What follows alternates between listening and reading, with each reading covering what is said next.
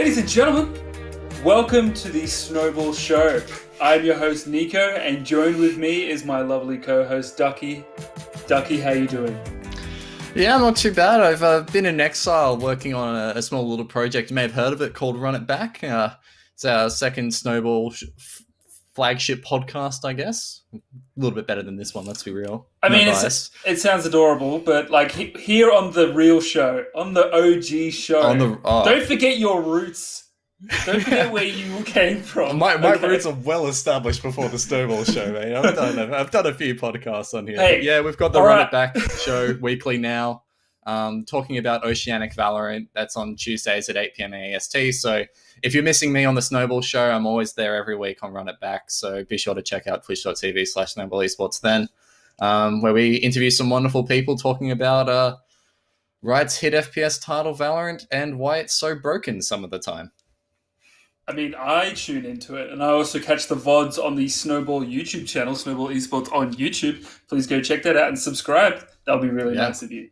But Ducky, we can talk about ourselves, our shows, but we're not here to talk about us. We're here to talk about someone else.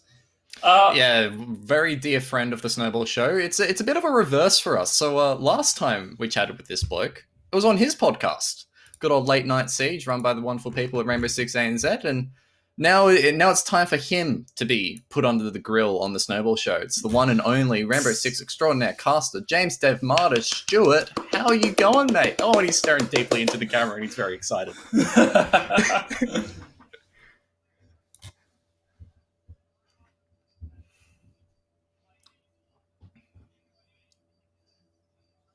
I muted on VMix because I didn't want to cough into everyone's faces, but there you go.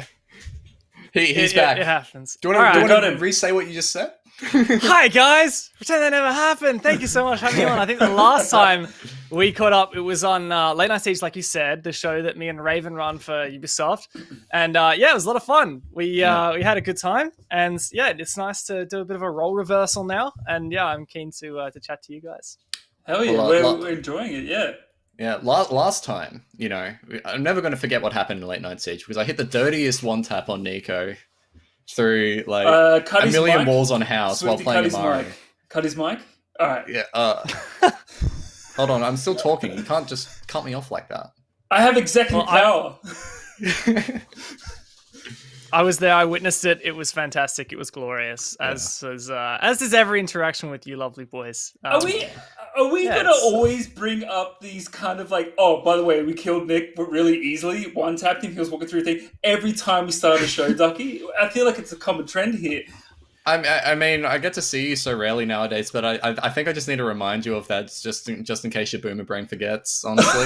I'm just going to hold that over you for the rest of your life, and we'll hope it continues. I think that's the only, spot of glory I have over you.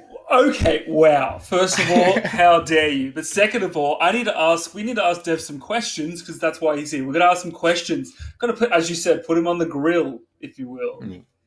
But the first question is, I think, probably one of the most it was one of the pressing questions. We asked a whole bunch of people, what do we ask Dev? We're going to ask him all these things. And everyone came back with the one question. How's bed? Do you want me to get him? Yes! Yes, bear with me for a few minutes, boys. Yeah, we'll converse. We haven't caught up in a while. Ducky, how you been? Yeah. You been good? Yeah, I've been very, very good. It's just been... It's been pretty good Run It Back, and obviously there's a lot of things happening in the Oceanic Esports scene. Helped out with the OPL coverage with that finishing off. Overwatch Contenders is still running. Yep. As we'll talk about with Dev in the coming, hour, I guess, is Oceanic Nationals has returned for Siege, and they'll be kicking off in a couple of weeks. And I'm excited. All the beat coverage is starting back up. I think we got him. We think we got him. Yes, oh my God. Bed. Oh, come on. Get on the bed. Get on the bed. So he wouldn't come without food. I think he's really sus about something. Up. he knows that he's being used for personal gain. Something is happening, and he's like, I don't like it. I'm dangling food right here, and he is being so timid. What's going on? What's the catch? There we go. Hey. He's bed. He's gotten a bit camera shy in his old age. He had his 9th birthday a week or two ago, and he's shying away from the camera. he's had his limelight. He had a lot of spotlight during the APAC streams. Yeah. Yeah, so they finally got to use the studio in Paris. Unfortunately, I couldn't make it there, and I wasn't casting the games. But I kept getting messages from the social media guys from Ubisoft over there, and they were like, "Can we get some photos of Baird?" And I was like, "Okay, here you go." They wanted a video of Baird doing predictions of the match. Can I just say, he was the only one who predicted Cloud9 to beat Giants. I mean, He's a bit he of a knows prophet. what's up. He knows his stuff. Prophet, yeah. He can predict the underdogs, I guess you could say. And woof. there was one point where they just like messaged me and they were like, "Okay, we want that photo you got of the dog. That's good, but we need more. We need so that we can put them on every single screen with a different photo." And I was like, "I guess this is my job." All right. Yeah. Oh my god. You're a part-time caster now, but a full-time dog photographer. Basically, I'm just like the agent for Baird. Like, he's the real star. I wasn't even working the event, but he got more spotlight than me. Well, you're like, what am I to you? I'm the caster here. I'm the star. I guess the next question is, when's the dog Instagram coming? Like, because that will surely bring in the cash. I have thought about this at length, but the problem is, if I open up an Instagram just for Baird, no one will follow me on Instagram. So I need to post all the photos of him on my Instagram so that people actually follow me. Follow my owner, DevMarta High. And Exactly. It'd just be tragic. I'll have to get like a little sign that I'll hang around his neck. It'll say, "Please follow my owner." It's like the cute baby photos posing. Oh my Exactly. god. Yeah. Anyways, we've talked about Baird. Everyone's got that down. Let's talk about you now. So for the people who have never heard of DevMarta before, tell us a bit about your story in esports and how you got to where you are today.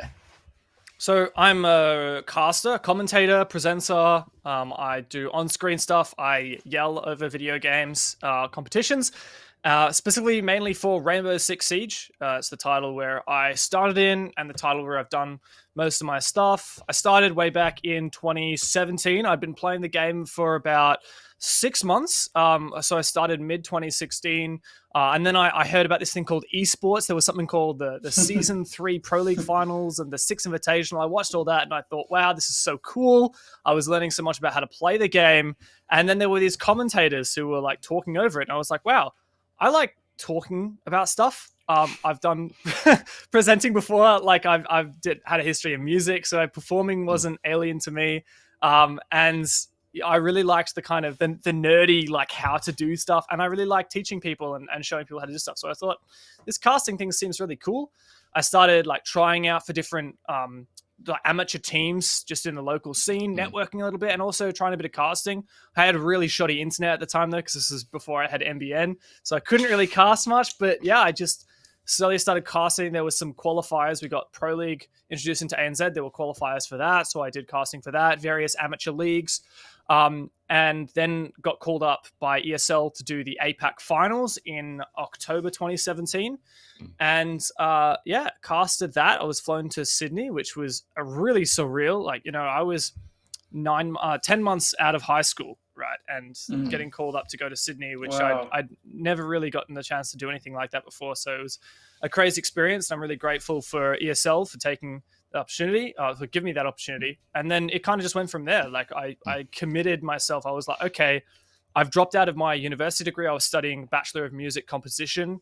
I dropped out of that because it was a very time consuming, very unmotivating, or I was very unmotivated to do it. And it's very expensive as well to go to university. So I thought I'm gonna save some money, see if I can follow my passion to esports and hopefully get a job to sustain myself while doing that.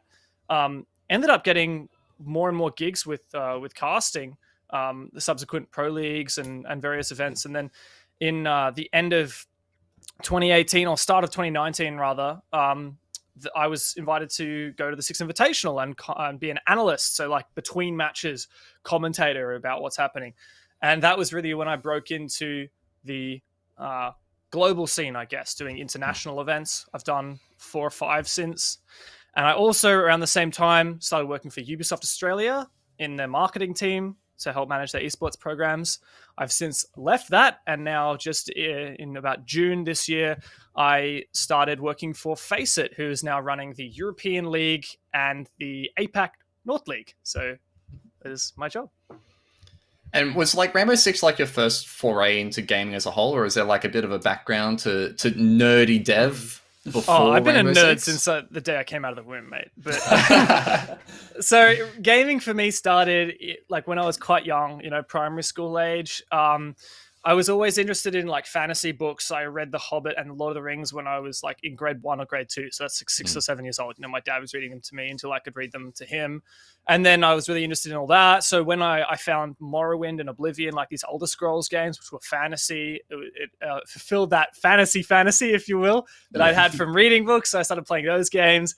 I had some mates who played Halo on an original Xbox. So I, used all my pocket money savings to buy an original Xbox off of eBay pre-owned and started playing Halo. That was my foray into shooters. And then I went from Xbox to Xbox 360. And then when Xbox One came around that generation, I decided to move to PC because you can mod Skyrim. And that soaked up a lot of my life. So as you guys can tell, I'm definitely a nerd. And this did not just happen overnight. This has been, hammered into me over a long period of time. But yeah, like I started playing other shooters. Like I played a little bit of COD, not really much. It was mostly Halo. And obviously that wasn't on PC at the time. So I played a little bit of Battlefield 4. And I was like, I want to play a shooter again. One that's like a bit more serious. Didn't really know why. I just thought it would be cool. And I tried Rainbow Six and I got absolutely hooked. And spent all my time playing Rainbow Six instead of doing my homework. And it turned out well because I got a job out of it. Can't complain, really, can you? So you said you were doing music. You have a history in music. So do you play any specific instrument, or are you sort of master of all? So I started when I was young, like in primary school age, I started playing the violin. I was never any good at it. You have to you have to play quite a lot of violin to actually be able to make a sound that doesn't sound like a dying cat, and that's very challenging. I never got past that point before I gave up and took up singing. So from when I was about 12 or 13, just at the perfect age when a boy's voice is absolutely getting torn apart by puberty, I decided it would be a great idea to torture myself by taking singing lessons.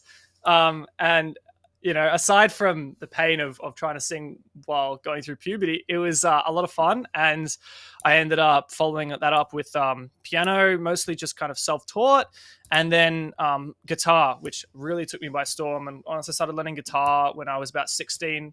It really took off. I got really into writing my own music. I dabbled a bit in like GarageBand and stuff in the past with just like synths and all that.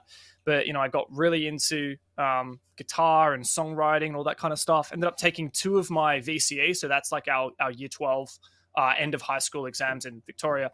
2 of my subjects were actually music related. And I just wanted to get away from everything that actually took place in a classroom and do stuff that I actually enjoyed doing. So yeah, that's kind of my background in music. A lot of performance, played in a few bands, and used to busk, on the street near my place. Yeah, didn't make a lot of money doing that, but it was fun. And I think once you've stood on a street and tried to, stand there with nothing but a guitar in your voice, like trying to play over the sounds of traffic while people walk past and don't, give a crap about you. Once you do that, you start to realize, okay, I can just be me. It doesn't matter if people don't really care. Just try your best. And I think it's pretty a good way to get over your kind of fear of performance and getting people to judge you. So yeah, finished high school, decided, well, music is the only thing I really care about right now, aside from playing Rainbow Six. But you can't go to uni to play Rainbow Six, can you? So I went to music university for composition, and yeah, it was. Did you hear that? Yeah, that was my dog. Yeah, and that's that. I'm gonna let the dog out, and I'll come back. the bed's had enough. He's like, this isn't about me anymore. I've had my treat. I'm now gone. Sorry, right. He was just letting me know that he's really offended that he wasn't given a direct invite to the podcast. All right. So should we contact his agent next time? Yes. So please. do we contact you, or like? I guess so. Yeah. I guess it's just that. I was gonna ask this. What's the number one pet peeve request you had from people when you're deep into music? Of like, why are you forcing me to play this? Sorry, what was that? What What Like, was my pet would you peeve? ever have like people approach you and be like, "Oh, you do music? Play this." Like, what was your number Oh one pet right, peeve yeah, about, like play. what Hey, people- can you play Wonderwall? Yeah, Yeah. that Anyway, one. here's Wonderwall. Yeah, that's the stereotype, I guess. I don't know. I didn't really have that. I remember a lot of like playing at pubs and stuff, and like the old ladies would be like, "Oh wow, isn't that boy very very sweet? That's lovely." I'm like, okay, that's weird. But yeah, just With a jawline there was and a hairline like that, bro, I can see the old lady swimming. mate, this hair. Oh my god! This hair is like 2 months overdue of getting cut, but I'm living in lockdown right now, and look, let's say the excessive amounts of gel can only do so much. Yeah. I mean, you'll be Woolies' number one customer for that, surely. It's just like 5 gallons of hair gel just every time you go. I buy it by the ton. Yeah, I get read it shipped. somewhere. I read somewhere that Castle's walls are made up of Dev Mutter hair gel. Like that's how he boards them up. That's what makes him so strong. Yep, not wrong. Speaking of Rainbow Six, to get back on the track, what has it been like casting both the European League and APAC North? Those are two different time zones. How's your sleep schedule doing, buddy? Yeah, well, I think when you say what's it like casting those two regions, sleep schedule is definitely the thing that comes to mind first, because my call time for Europe is 12:30 a.m. my time, and that is Monday and Wednesday. 12:30 until about 8 a.m. I usually clock off. So that's a really full-on night, right? Like that's there is no part of that is during the day. I mean, I guess you could say it finishes in the morning, but that's when I've got to have some food and go to sleep. And then let's say I finish up Monday morning, technically Tuesday morning after a Monday night broadcast at 8 a.m. I've got to go to sleep, and my call time for APAC is 5 p.m. that day. Yeah. So the turnover is pretty crazy, pretty intense, and I guess that the challenge is definitely balancing mental health as well as, and sleep is an important part of mental health, but also when you don't get any sunlight and you don't really get any exercise, it's extra challenging. Last time I was doing broadcasting for stage 1, we didn't have the curfew in Melbourne, and I don't know what it's going to be like trying to deal with that and hopefully get my 1 hour of exercise per day with the curfew as well, which for those who don't know, I'm not allowed to go out between, I think it's 8 p.m. and 5 a.m. You're not allowed to go out of your property. So with that combined with lack of sunlight, it's very draining, but it's a big opportunity. It really does feel like being a full-time caster, which is not something I've done before. The people who cast ANZ Pro League or myself over the past few seasons are casting that. You might get to go 2 days a week every 2 weeks, or every 3 weeks. That's not. It doesn't feel like a full-time job. Whereas this, it very much. When I'm on the season doing APAC and EU, it's full on. Without like those things of like exercise and sunlight, how have you been coping? Like, what has been your go-to like exit to try and detach yourself from your very heavy work life? So Coles sell these like packets in like 68 pieces of spring rolls, and they are so good. Like frozen spring rolls, you just chuck them in the oven for like 10 minutes, flip them over, another 10 minutes, and honestly, they've been a lifesaver. It's that's how I've gotten through it. So instead of like exercising and stuff, you've just decided to you know what? Let's just double down and pack let's just collapse in on itself. Look, I can't blame you. I still get out for my exercise every day, and the dog helps me with that as an incentive to go out. But I think in particular, I haven't usually been doing exercise in the morning after broadcast, or at least I didn't during stage 1, but I'm probably going to end up doing that in the coming weeks when things kick back up again. Because I won't be able to go out past 8 p.m. in the evening. And, if I'm waking up at like 5 p.m. or something, doesn't leave much time there. So I don't know. We'll see. I'm very much winging it. I've only done, 4 or 5 weeks of this so far. Before the break, over the major. So I'm very much still learning how to adapt to this new schedule. I think another thing as well, because I want to play off this like European and APAC, and obviously you're a bit of a globetrotter now with all the regions you've kind of cast and you've been at international events, is like when Six Invitation rolls around, there's always this discourse of like APAC teams are very disorganized, they're very aggressive, they play a very different style of siege to everyone else. Do you think that there is actually a major difference now, especially that we've seen APAC North come into one region where it's a lot of top teams who were previously fragmented now playing against each other, that they have refined their style of play and it can be comparable to what we have seen from EU and NA and LATAM in the past? Yeah, I think there are a few misconceptions, and it's really hard to get like an objective take on it. I'm always an advocate for APAC, but I try not to be biased at the same time. I like to treat everyone fairly, right? I think that saying APAC is disorganized is quite unfair. I think that they play a much more gunfight confident style of Siege, where they're happy to just take a fight or take a, for example, I remember one of the early days of APAC North League this season. I think it was Fav Gaming versus, might have been Guts. It was a theme park match, or maybe it was Cyclops they were playing.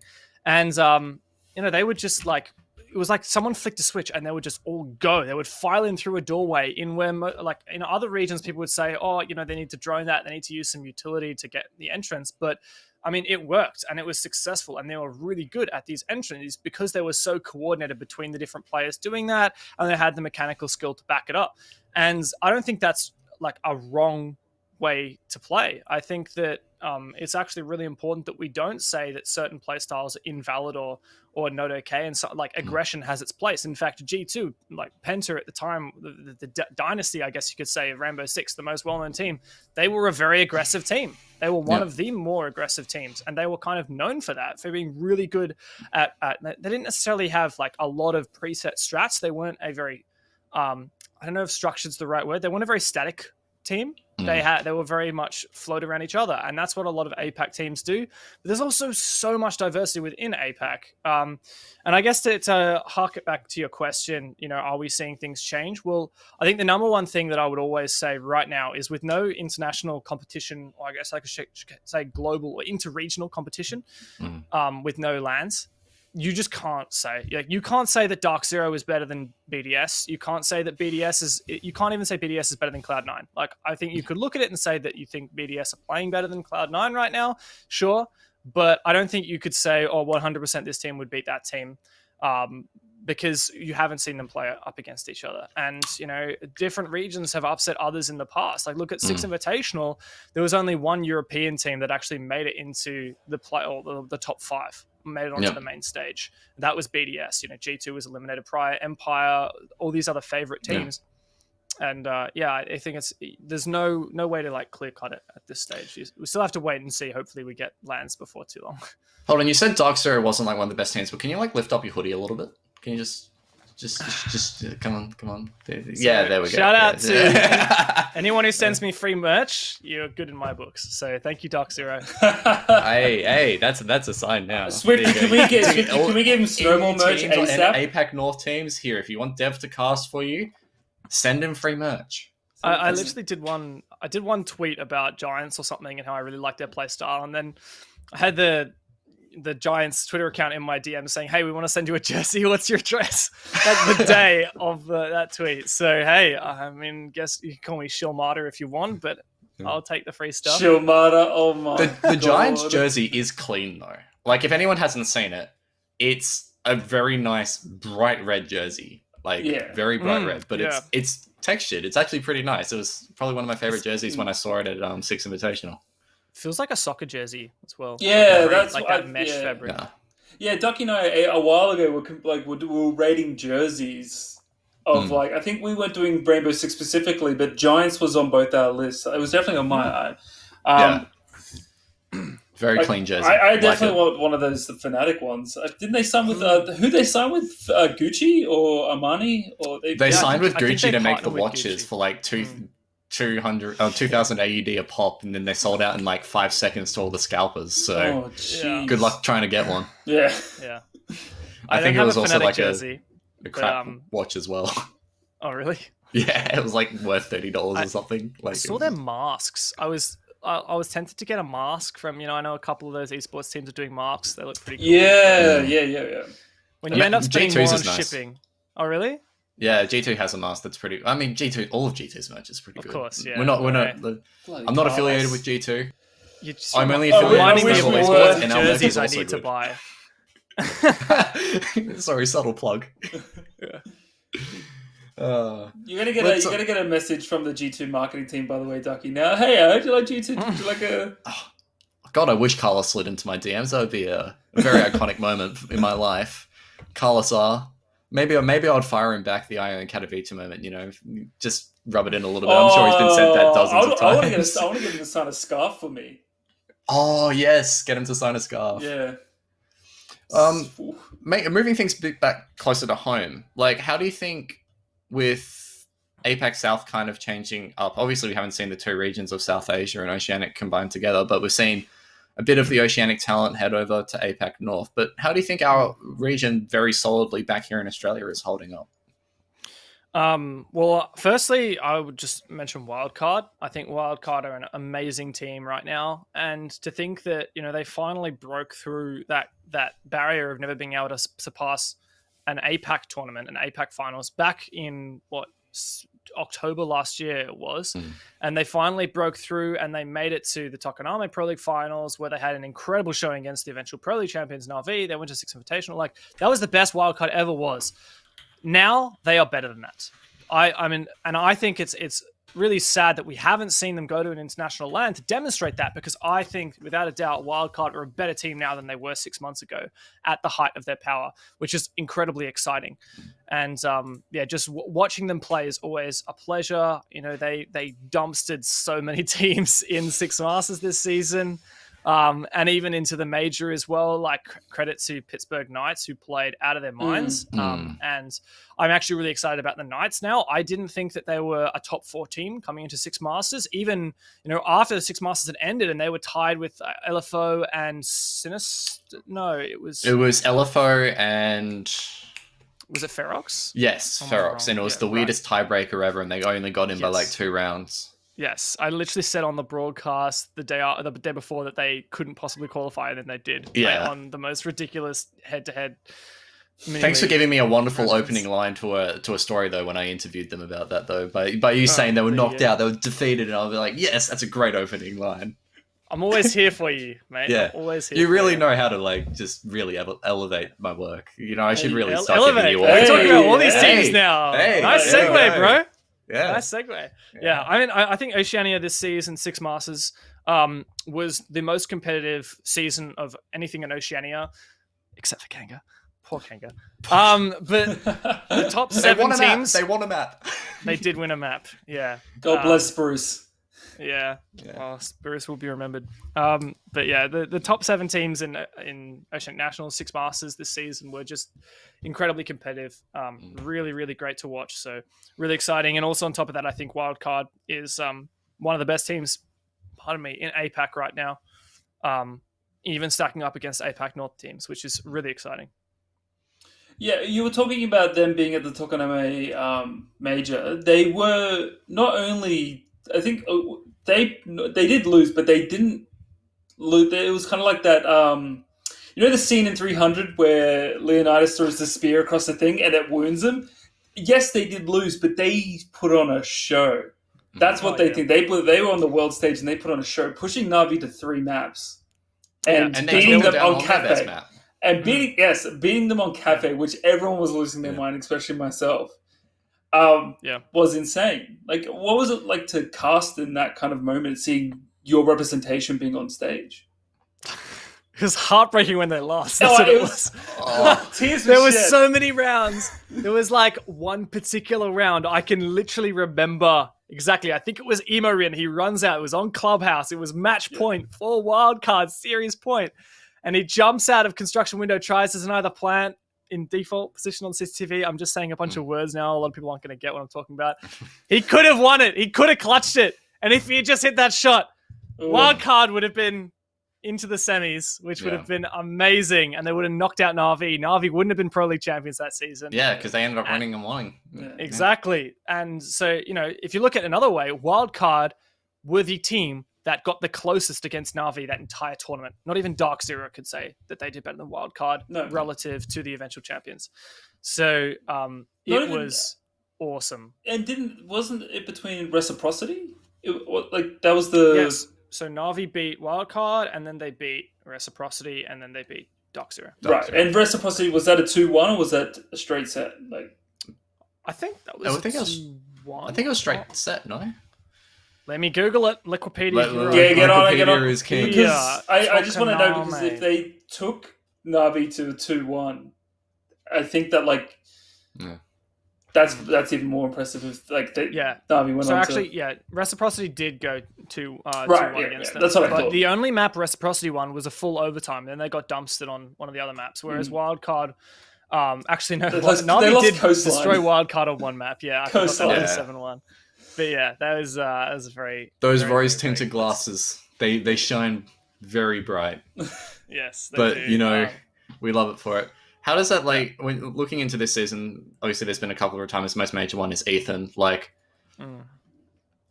it's big news. Like, we named him as season MVP here at Snowball when Six Masters ended. He's been one of the icons of the scene for the last few years. You know, what is your thoughts on that? You know, your best memories of Ethan, giving a little bit of a send off, I guess, and you know. Yeah. Oh, Ethan, he's a fantastic player that I'm going to miss dearly. I'm going to miss seeing him at events. I'm going to miss just watching him play because he's always a fantastic player to watch. He's always looking to make a play. And he's so stylish as well. Yeah. But yeah, I mean, it's obviously very sad, but I mean, he's doing this for, his own reasons. And, I respect anyone who makes the decision for their own benefit, whether that's the mental health or the physical health or what have you. Yeah, it's funny. Ethan kind of dropped into the scene from nowhere. I remember when he joined August, I think at the time. I don't think they were Atletico at that point. And everyone was like, who is this Ethan guy? Like, he's never really seen him on any teams before.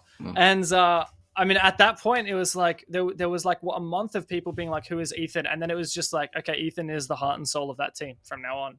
And one of the most important players in Oceania for such a long time. And so I think he's, achieved some pretty amazing things. The core of that team has been working really, really hard through thick and thin, through being orgless for such a long time.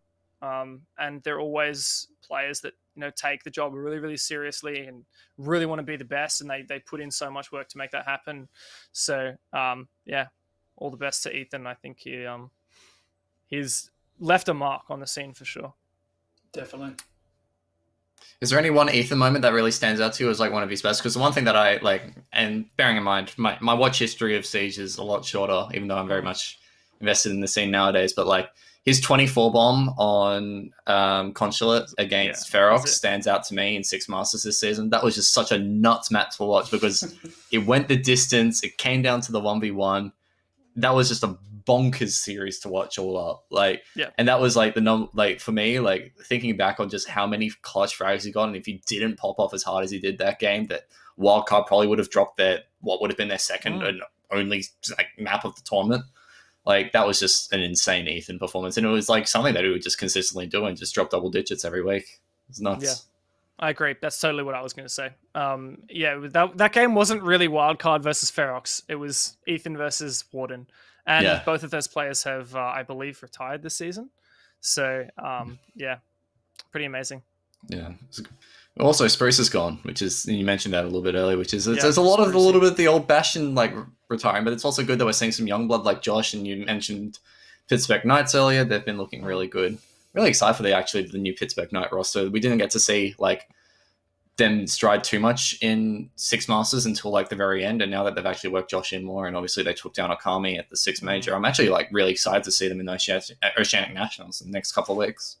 For sure, yeah. Josh did really well in the Major in particular.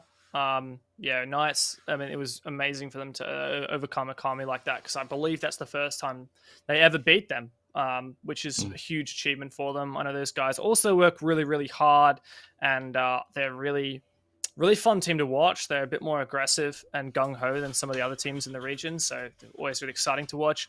And yeah, you mentioned Spruce. Honestly, best interviewee, OCE, without a doubt. I'm going to miss his interviews.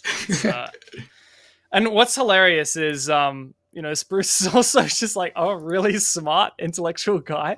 I remember at MEO, so Six Masters last year, it was like one of the first times I'd introduced my partner to like the Rainbow Six scene. Like, we're at the after party stuff, and her and Spruce struck up a conversation about like politics or something, and I was just like, all right, I'll leave you two to it and go and do something else. So, Spruce is pretty amazing. He can talk to anyone. Yeah. His interviews were pretty iconic. Now that I look back, and it's just like, even after, like, because he was always on for Kangaroo even after they lost. It was just like, look, he was always so upbeat about it. He was always so positive. Like, yeah. Yeah, I do look back on those interviews quite fondly as well. Like they were pretty much the highlight at the end of like if you're a Kanga fan, you're not going for the team. You're looking forward to the interview at the end where Spruce starts talking. You're still praying for the win. It didn't come until last week, but like just like you cheer and like run around the house screaming every round they win, and it's, that's why I think it's so great that we get loser interviews in Oceanic Nationals because. If we didn't, then we would have only got one Spruce interview for the entire season. And I think it also teaches the players something in humility as well. And I know in other regions, I've heard a lot of opinions of people saying they don't like loser team interviews. But I think it's a real treat in Six Masters to be able to see a player who's just lost a game and be mature about it and be professional and talk about it. Mm. Plus, it adds like a level of stigma to the loss, being a loser or being on the losing end of it all. If you're not giving the opportunity to the player to, show like, hey, this is what we did, this is what we did wrong. It's it gives them a chance. So, it's kind of healthy for that, I think, as well. It's just, I agree. Yeah, it's and speaking of a couple of tournaments coming up, I also want to touch on the Oceanic Nationals that we got coming up quite soon. We're all very excited to see some more Rainbow Six action. Sorry there. I tell you that's all you think about nowadays is the D word. There's so much esports going on. It's really I got to keep up. But we're all very this for whenever I'm on next. We can't have you talking about this. We're all very excited for it, Dev, and I just want to hear your thoughts on of the Oceanic Nationals. What do you think about it? I mean, we don't have every bit of info at the moment, as far as I'm aware, but there's a big press release came out the other day. I think you guys wrote an article on it. Yes, Snowball got one. There you go. So there's a lot of news coming out. I know that back when I actually worked with Shane and the guys, and Adele and the crew. Shout out to Shane and Adele. I actually see him in chat. Yeah, I see you. We see you. Love you. So when I used to work with those guys, it was something that everyone was working really tirelessly on. Every single iteration of Six Masters, ANZ Pro League, Oceanic Nationals, just taking on learnings from previous events and trying to make it better. And I'm not getting paid by them anymore, so what I'm saying is honest. I honestly believe that they do such a good job, and it's a really, really challenging job to fit within the schedule and to accommodate all of these different teams and players' needs and viewers' needs, and they do a fantastic job. And really excited to sit back and watch Oceanic Nationals because unfortunately my schedule does not allow me to cast it this season. So I'm really going to be looking forward to watching it, and I'm sure that the team putting it on, ESL, UB, and the casters and everyone else will do a fantastic job. So I'm really, really excited for it, especially because I think there's quite a few roster changes that haven't been announced yet. So keen to see how that pans out. First question, do you want to drop your PayPal link here for Shane for that wonderful speech that you just gave about how wonderful he is? I'm pretty sure he deserves maybe, I don't know, a tenner for that. Just chuck up Dev's PayPal email. Just slip him in his DMs and just send him an Ubisoft jersey. Yeah, just invoice UB. I'm sure they'll pay it. And then second of all, is there any team that you're really looking out for this season in Oceanic Nationals? I'm going to have to catch myself from saying Six Masters. In Oceanic Nationals, whether they're going to be dominant, or is there some players that you want to watch and that people should definitely be looking at?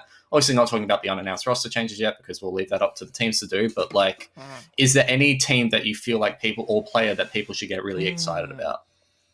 Well, I think, Knights, after how well they did in the major, are definitely a good one to watch. I think that we're going to go into Oceanic Nationals with expectations of them, but kind of that uncertainty of not sure how much to expect, right? Because they only scraped in barely into fourth, and then they got second place dominantly over Okami. So there's still a lot of uncertainty there. So they're going to be an exciting team to watch and see if they can retain that second place that they managed to earn. But yeah, in particular Wildcard as well. I hate to talk just about Wildcard, but like I said, they've been the best they've ever looked in the Six Masters and in the major, and they're going to have a roster change with Ethan retiring. So I'm really, really keen to see whether they can bounce back from that roster change and how long it'll take for them, and if they can even get back to where they were. I'm confident that they can, and I'm confident they can even surpass that. But time will tell. Man, I could spend 10 minutes talking about each team individually. Like, you got Elevate, right, who we haven't really spoken about at all, but season upon season, we've had such high expectations of them, and they really, really dropped off. Like, it was second place in Pro League last season 11 Pro League. It was second place to seventh. Yeah, I mean, it was crazy. Really crazy that could happen. Such a fall from grace. So they have a really enticing redemption storyline that I'm eager to see whether they can prove themselves, that they still are, in fact, a top team. I mean, you also kind of got a good cop out this season that you don't have to cast a team called Melon Cat. Yes, that's actually why I decided not to do Oceanic now. I'm actually hella excited for As soon as I heard the name was Melon Cat, I'm like, no, sorry, guys. You're out, you're done. Yeah. Melon Cat I've seen guys complaining about that on Twitter, like when they announced their name change. I think who announced it? Oh, I can't remember. It was probably Nico. Was it Nico? Yeah. And then Guz is like, I can't believe you're forcing me to say Melon Cat on broadcast. Yeah. I'm excited for Melon Cat. He's got Nico and Derpe on there. There's some really good players. Yeah. Yep. I mean, I didn't even have a chance to talk about them, but yeah, I think that's another Melon Cat is another great team to watch out for. Honestly, they're still Sinister in my brain. Melon Cat does not stick. Yeah, you left up the Melon Cat mask. If you haven't heard of Rainbow Six Siege before and you're only tuning into Oceanic Nationals for the first time, like, you can definitely follow a team with the name Melon Cat. Like, you can definitely get around that. And I'll tell you why, because they are one of the best teams in the region. Like, they looked like out of Six Masters the regular season, it looked like they were second place. Like, they were going to be second place, no doubt. And then Akami just kind of slipped ahead, and then Sinister really flopped in the Six Masters playoffs. But I think that if Six Masters had kept the form that they had demonstrated they were capable of, like, for example, in their game against Wildcard, I think it was the first match of the season on Theme Park or something, really, really close loss to Wildcard. Sinister can keep playing like that and bring that back and maybe get over the I just called them Sinister again. The kind of issues they've had with maybe kind of like the mental game, then I think they could definitely be a top 2 team again. But there's so many teams that could be top 2 team, right? Akami, Wildcard, Sinister, Knights, Elevate. Is that literally like the top 5 or 6 teams? I reckon any of those teams could be the top 2. Yeah. Which makes it very exciting. Anyways, Oceanic Nationals kicks off September 16. We'll have more details on that here on Snowball Esports, so be sure to check out our coverage and lead up to that event. Really, really excited to get some more top-tier ANZ Siege happening. But I think, Nico, do you want to grab this last question to wrap it up for Dev? I feel like this is a wonderful, heartfelt moment that you can have like you did when you're kneeling at 2 small tables at Tokoname. Dev, I want to know what your favorite casting moment was. What's something that's near and dear to your very heart? It's hard to say just one. Can you rattle off some? We've got time. Yeah. All right. So this is probably like the most memorable esports moment I've had overall, and it wasn't actually wild casting or anything. It was Six Invitational 2019, the opening ceremony, when the entire stadium goes dark for a moment, and everyone, the thousands of people in the stadium, just you hear that whispering kind of just fizzles out into silence, and then you hear the cellos start going, and the orchestra starts, and the strings come in, and you hear the dum, da-dum, da-da-da-da-da-dum, and then it just overpowers you. And honestly, I cried watching that. And that was the opening ceremony to Six Invitation 2019. 2020 was basically the same. Such a powerful moment to be, and in particular, the casting desk was literally in the middle of the stadium, right next to the orchestra, like almost within touching distance. Music's very dear to me. I love orchestras. I love stringed instruments. And it was amazing. And nothing quite touches that feeling. So that was a really memorable moment. That's my number one, and it wasn't really casting, but that was my number one. I mean, you weren't on the desk for this when it happened at 2020, but when everyone put up their phone torches for Space Station, Jess was on the desk then, and I think it was, I can't remember who else was on with her, maybe Zeronic, or Milo, and it was like everyone just put their torches up for Space Station. Like, that was so cool to me. That was awesome. I love that about Six Invitational 2020. What about you, Nico? Do you have anything of Dev? We've both got Dev stories, but is there a Dev story that stands out to you? No. So Dev and I first met at the Tokudame major in Japan, and that was probably one of the best events I've been to, just in terms of fanfare and everything. It was absolutely wonderful. If I recall correctly, the casters circle, it was a circle, I think, or something like that, and you guys were in the audience. Or near you were like surrounded by everyone. But my favorite moment is when we went to afterwards. I'm not going to get into too much detail because whatever happens in Japan stays in Japan. But we went out to a very lovely restaurant. And for the viewers at home that don't know, Dev and I we're some tall boys. We're some big tall boys. I think Dev is like, what are you, 6'6", 6'5"? 7'5", 7'5", 6", something like You're that. tall. Yeah. We're tall. He's a basketballer. And when you go to a Japanese restaurant, traditionally they would have you would be sitting down, not like sitting at a chair, and like primary school, legs crossed, sitting down on a pillow, kind of thing. As nice as it is to sit like at the table like that, it's very difficult for two tall boys to fit in on a table. And I think some people in the chat can attest to how difficult it was for us to fit in this table. But I have a lovely video in here. I'll see if I can find it in the meantime of Deb trying a oyster for the very first time. But that wasn't an oyster. That was a mutant. It was. I'm pretty sure all oysters are mutants. Like, really? Like, it they're was so huge. expensive for no reason. They don't even taste good. I should never have said around my boss, my former boss, yeah, I've never really had an oyster before. That was a mistake. That was a mistake. Yeah, I had oysters once and I didn't like them, so please don't serve them to me ever again. That was really what you should have said. I actually do love oysters, but this was not a way to enjoy an oyster. This was a way to potentially die in a foreign country. Those things were gigantic. They were the size of your hand. Yeah, it was huge. And I didn't realize that it was like a big oyster because, like I said, I'd never had an oyster before. How am I meant to know how big they are? And so, like, my boss was egging me on, and someone else was like, it's a bit big. Do you think that's going to work? Speaking, and there's Job as well. Yeah, old mate Job. Wait, let's see if we can get to the... see if I can... Boomer Tech. It's Boomer Tech. A nice jacket, by the way. Oh, thank you. Do you still have that jacket? I do have that jacket. It's the Habana one, isn't goes.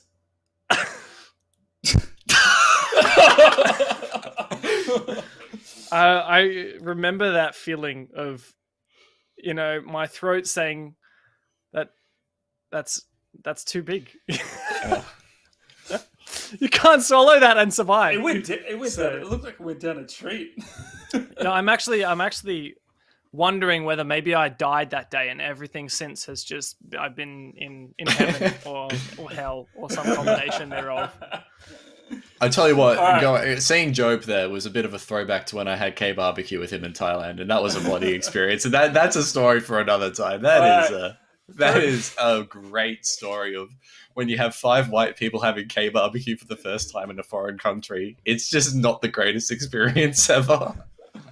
Okay, real quickly, we have to jump over to the fun segment. Dev, Ubisoft have given you executive power, if you will, straight from the top. And they said, we're sick of an operator and we want you to choose the operator that you want to get rid of. Which operator would that be and why?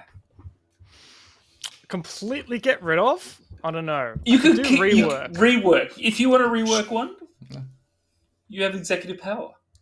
I'd probably do Fuse. I want to rework him so that he's an effective utility counter. He's more versatile, but he doesn't outright kill people. And I'm not taking one of the easy cop-out answers like Lion or Blackbeard because I'm not a cop-out. I am a sensible person. I respect that.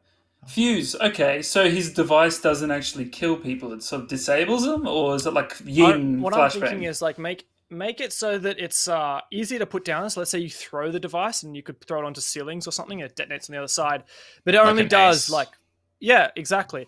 And but it only does like 20 damage per explosion. It's not enough to kill. It's just a little bit of damage, but it's mainly used to clear out utility, and it's a great answer for the utility clear meta that we're in that we're somewhat in the middle of, that everyone likes to complain about with all the shields and Malusi gadgets and what have you. So I think that he'd be a great utility operator who I think would have a valid place. Okay, that's fair. No, I respect that. And would it make a loud noise when it hits? So, It'd be just exactly the same as it is currently, except that it doesn't it only does 20 damage instead of like 150, and it's more reliable and you can throw it. I respect That's that. it. That's a great idea. And do you have any, just real quickly before we let you go, do you have any good new operator ideas? I like to pick your brain. Do you have anything that you want to see in the game? Something new, something You know what's fresh? funny is for a long time I had this idea that I thought was amazing, and then they announced Zero, who literally has that gadget. So my idea was a camera on attack, because attack doesn't have enough information gathering compared to defense. An operator on attack that could shoot a camera and it would burrow into a wall and see on the other side. That was my idea, and they made it. I mean, I didn't. Did Ubisoft already listen to you? That's what they did. I guess they called they you did. up. They called you up 6 months ago, or like 12 months ago, when they started developing Zero, and they're like, "Yo, Dev, we've got this idea." They beat us to the question.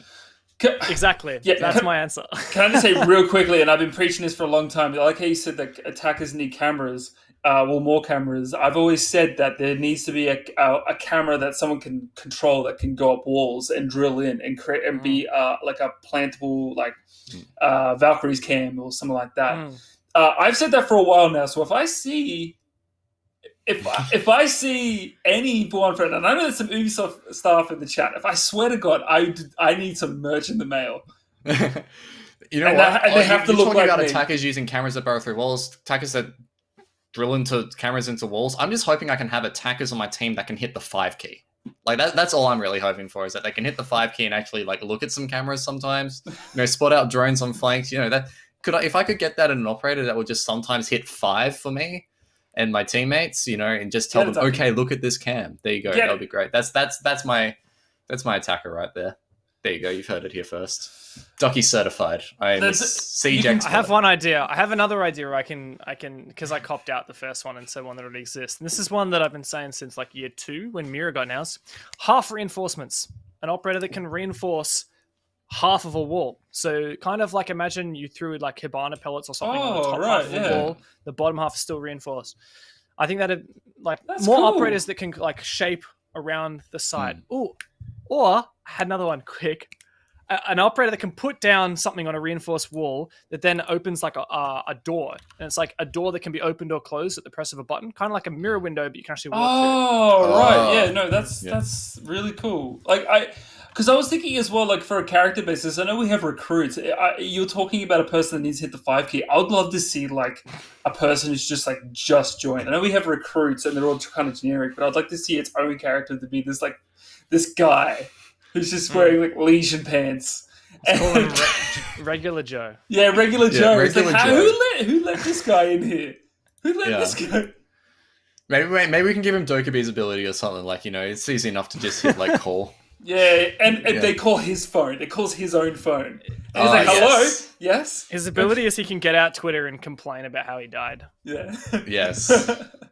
And then Speaking of Twitter, Dev, thank you so much for coming on. It's been great chat. Why don't you plug your Twitter and some other things of where we can find you and perhaps where your next casting endeavors are? All right. So if you want to find me on Twitter and read my opinions that I occasionally inflict upon the world, you can go to DevMarta High. It's written right there. So, he's got this camera thing down pat. We're both so uncoordinated with that, but you've got it down pat. Better years of practice. Yeah, you did that really well. It's Instagram and Twitter is DevMarta High. If you go to Twitch or YouTube, it's just DevMarta. I actually released a YouTube video today. You did? How to use your prep phase drone. So I intend to release more content regularly. If you want to know how to use your preparation phase drone a little bit better, check out my video, I guess, if you want. Oh my God. And, are you still doing Late Night Siege? I certainly am. Tomorrow night, actually, we have an episode. Thank you for reminding me, because I would have gotten roasted by Raven and Shane and Adele in the chat if I didn't plug it. But yeah, we've got Vast on from Elevate tomorrow night. Nice. So get around it, 8 p.m. AEST on Rainbow Six ANZ. And we're going to talk about Capitao and... Is it Legion? I think we're doing Legion. No, Okay. Valkyrie. Ooh. Valkyrie. Okay. Capitao and Valkyrie. So some of my Nice. favorite operators. It's going to be lots of fun. So tune in then. Yeah. And when are we coming on for round 2 of Late Night Siege, where I can finally bust out another one-tap against Nico and save that Twitter clip again? It's a Come great on. question. Ducky, I'm right here, man. My people okay? will talk to Yeah. your people. Yeah, okay, cool. You You know- can talk to my agent. His name's Josh Swift. He's in the background somewhere. So Ducky's so nice to me off camera, and as soon as he comes on camera, he absolutely hammers into me. Sounds like Raven in Late Night Siege. Yeah. Just bullies me once we get on camera. Why are you always way nicer to me when people aren't around? Every podcast needs a whipping boy. Yeah. You and me, we're used to that. I Yeah. mean, we walk so they can run, if you know what I mean. Anyway, Dev Martin, thank you so much for joining us on the show. It's always a pleasure to see and hear you, and I hope you're doing well down in Melbourne. You're getting out. Well, not too far out, because but you know, I hope within you're 5 doing well. kilometers. Yeah. Yep. Yeah, and hopefully you can find a hairdresser soon. And you can get that lovely Thanks. frock done up.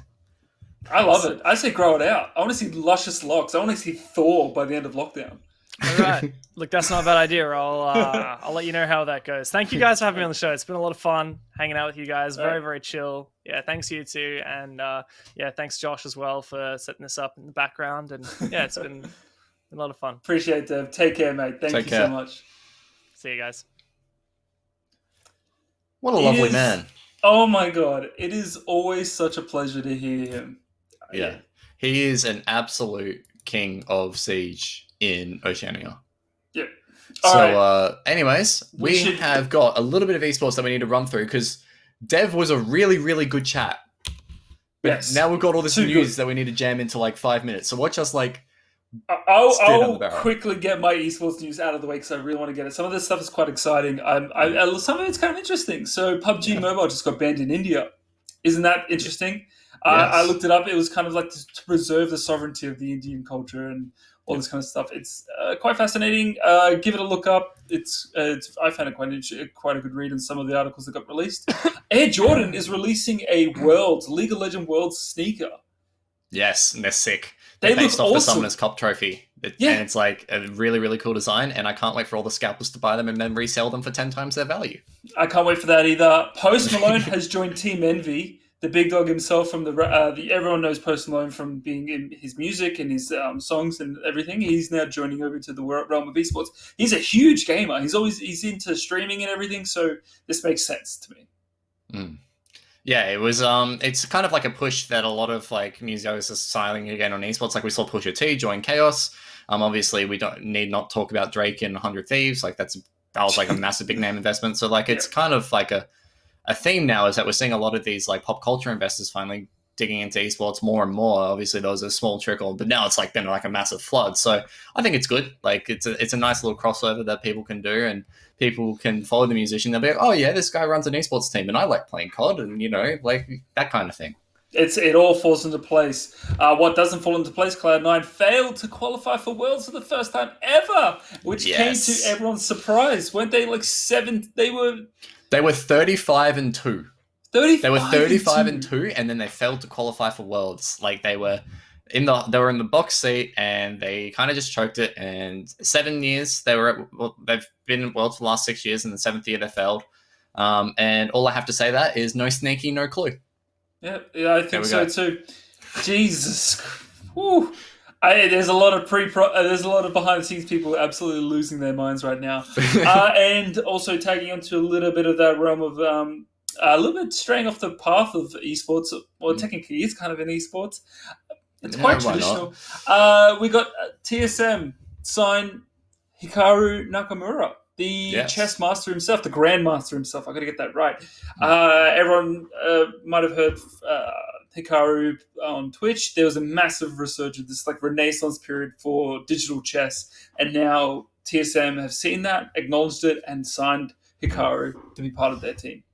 Yeah, it's been quite interesting. So obviously Hikaru was a very big Twitch streamer actually before chess became a thing, and then chess became a thing, and he got XQC on board, and then his viewership like skyrocketed.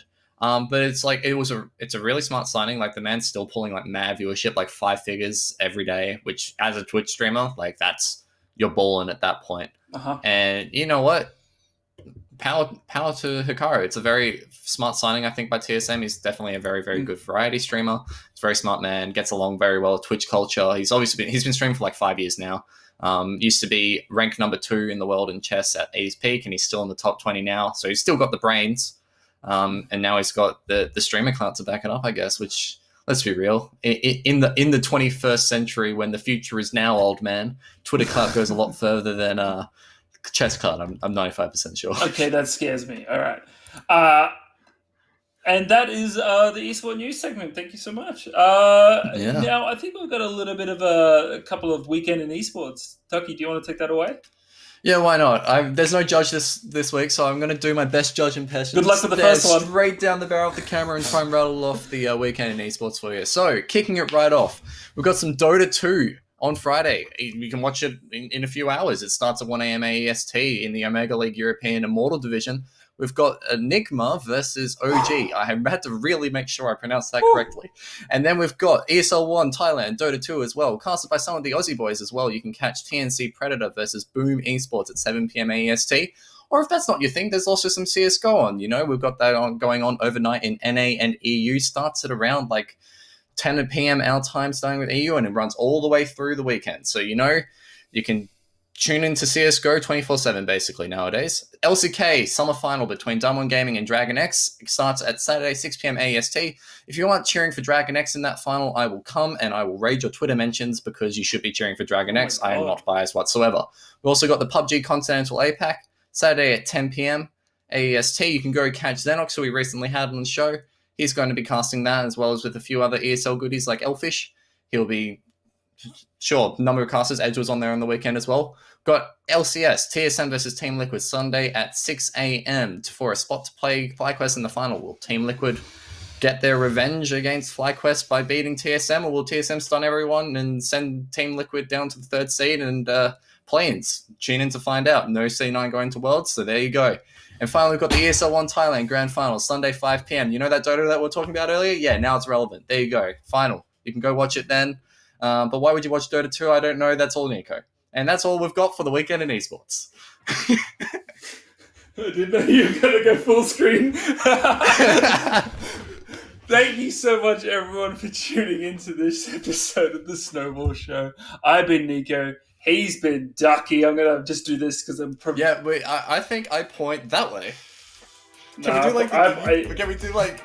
Hi! Yeah! There we go. Thank you so much for watching. We'll see you next Thursday. We'll come Tuesday for Run It Back. Bye! Love you.